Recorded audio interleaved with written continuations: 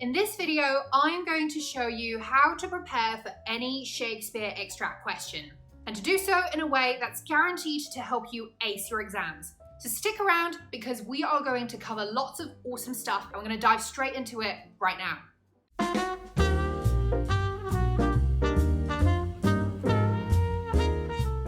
So broadly speaking, there are 5 steps to preparing for any Shakespeare analysis task. Now, step 1 is to source all the quotations or moments relevant to a specific theme. So let's take violence in Macbeth as an example. A good tip I have for accelerating the quote sourcing process is to actually find an e-copy of your text. Now, there's loads of these online for Shakespearean plays, but do take care to cross-check any discrepancies between your school's print copy and the digital version you end up choosing. Then, suss out the keywords related to your theme and just run a Ctrl+F search throughout the text. Now, what are some keywords related to violence? Blood, murder, kill, and of course, violent or violence itself. Now, while you're searching, remember not to press space after typing in each keyword, because they could also show up in various grammatical forms and be relevant to the theme. So for example, blood could show up as bloody, bloodlust, bloodthirst. Murder or kill could be murdering in the phrase murdering ministers, as in Act 1, Scene 5, or killing, as in killing swine in Act 1, Scene 3. Now, having crawled through the text for the word blood, I arrive at a comprehensive list that would look something like this.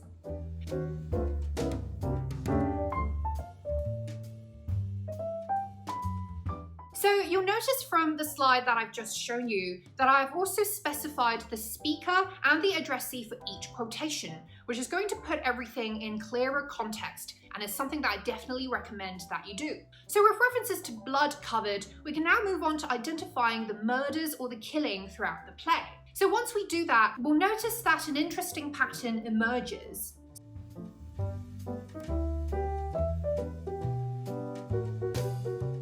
So as we can see, killing or murder happens in every act of the play. So from both the set of quotations on blood and our observation of murder in every act, it's obvious that Macbeth is a rather violent character. But a more interesting point to note is Macbeth's comments about the cyclicality of violence, which is reflected in the pattern of killing throughout the play. So as Macbeth ponders in Act 1, Scene 7, as he says, "We but teach bloody instructions, which, being taught, return to plague the inventor." Indeed, we see that Macbeth slains Macdonald at Duncan's bidding, which is implied, only to then slain Duncan shortly afterwards. He orders the assassination of Banquo, whose ghost then returns to haunt him and push him towards more acts of violence.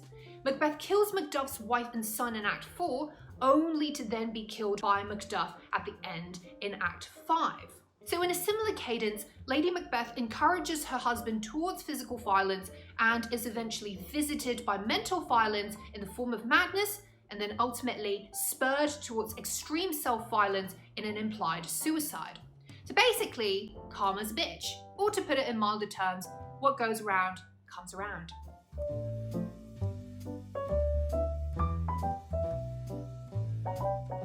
Now, step 2 is to understand the situation and essence of each quotation. So what do I mean by that? Basically, we want to understand what's happening in the play's narrative when each of our selective quotation appears. So once we map out the situation, i.e. the who's speaking to whom, what's going on at that point in the scene, we can start annotating the quotations by homing in on the stylistic, structural, and formal specifics of each quotation. So as an example, let's use the "I am in blood, stepped in so far" quotation by Macbeth in Act 3, Scene 4.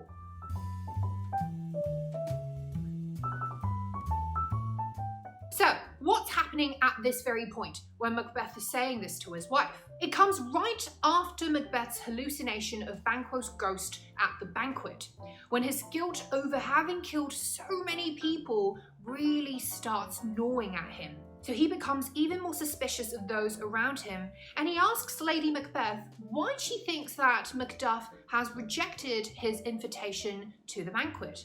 And the implication here is, of course, that Macbeth suspects Macduff knows the truth about what he's done.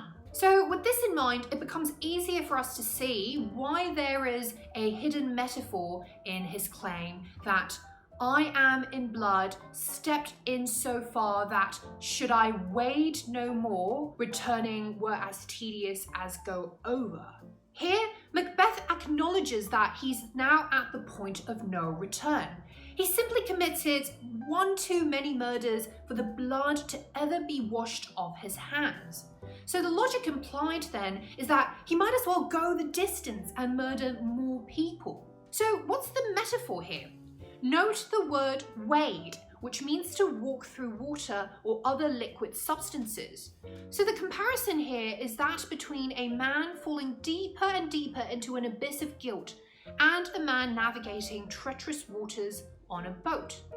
But the thing is, he can't really navigate it, as it were. And in this case, it's a figurative river of blood, not water, that Macbeth sees himself as steering through, which suggests several things. First, contrary to the impression of him having powerful, violent agency, he in fact sees his role as being subordinate to wider, uncontrollable forces. And of course, any river has the potential to become a flood.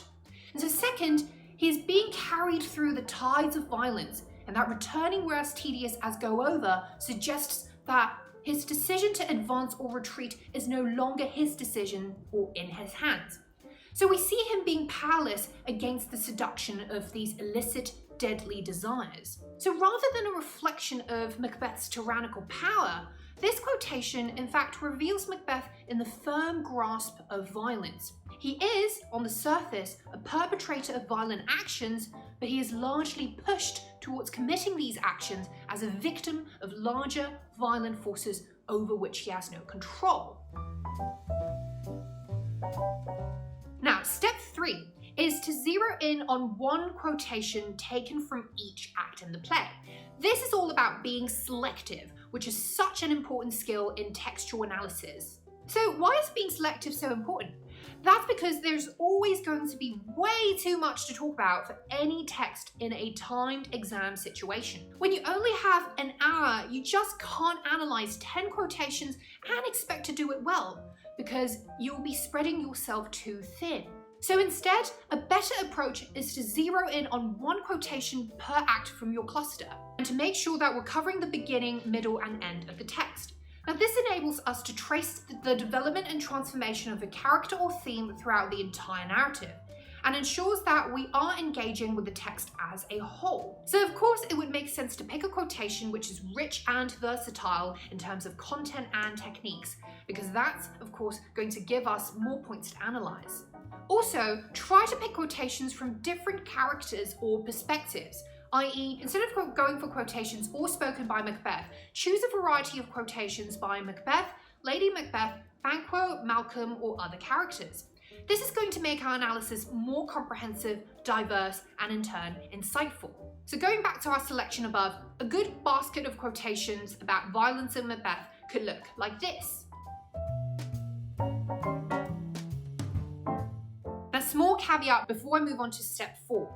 When I see zero in on one quotation per act, I don't mean to ignore the rest of your quotations.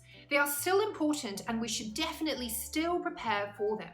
We just need to practice prioritization and know which quotations are likely to be more significant and useful when it comes down to dealing with focused exam questions. Step 4 is to identify an arc of transformation, which should be reflected in our shortlisted quotations just now. So now that we've picked out all of our key quotations, we should be building a cogent argument around them. To do this, we'll have to examine how these quotations reflect any sort of change, transformation, or irony, which is of course another form of change, about the character or theme in question. With the set of quotations I've just picked out, I see a clear cyclical pattern of violence which, in fact, Macbeth himself alludes to in Act 1. Remember, Macbeth begins the play with an ominous warning to himself that those who instigate violence will eventually have violence visited upon them. And like his self-fulfilling prophecy, this is exactly what happens after Macbeth kills Duncan in Act 2 and Banquo in Act 3. But the violence arrives first as mental and emotional violence, peaking at the point in the banquet scene with Banquo's ghost, then as visual violence manifested in the witch's bloody apparitions, and finally as extreme physical violence at the end of the play, when Macduff beheads Macbeth and order is restored. Now our final step, step 5, is to consolidate a line of argument based on the quotations. Based on all the quotations we've just sourced and analysed, we can now arrive at a solid argument that, with regards to violence in Macbeth, it is largely manifested in a cyclical pattern, whereby Macbeth sets off a series of violent acts and eventually suffers from mental, emotional, visual, and physical violence, finally culminating in both Lady Macbeth's suicide and Macbeth's own death at the hands of Macduff. So that's it for this video, guys. For a step-by-step analysis on how to apply these tips in an actual exam situation, head on over to my blog post, which I'll link to in the description box below. Otherwise, I really hope this video was helpful, and if you enjoyed it, please go ahead and give it a like and subscribe to my channel for more useful English Lit study resources down the line, and I'll see you guys next time.